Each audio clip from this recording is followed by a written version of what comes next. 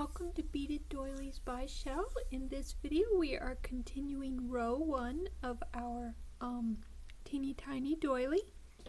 Now our string is coming out on this side, so we are going to add our beads in this order.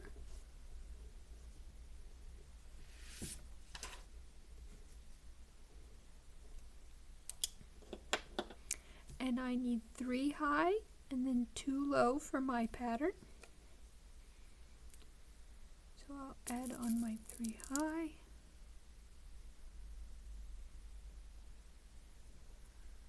and 2 low.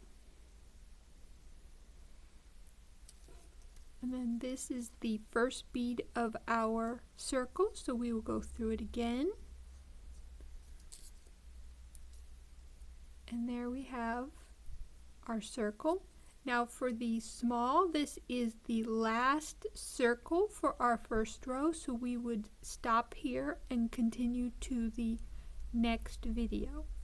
However, if you're doing a long one or an egg doily, what you're going to want to do is go down to the bottom of your third circle. So we will continue. Oh, but before I do that, once you reach the 5th circle, you will end at this point. But as we're doing finishing the 3rd for the long, you will continue on. So we will go through 3 beads to get to the bottom of our circle.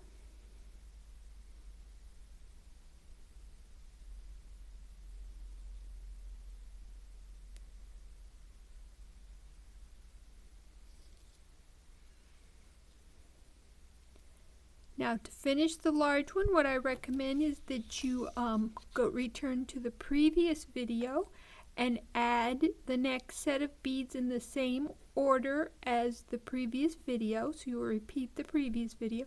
Then you'll return here and you'll add the last set of beads the exact same way as you added them for the small, and then you will end there and continue to the next video.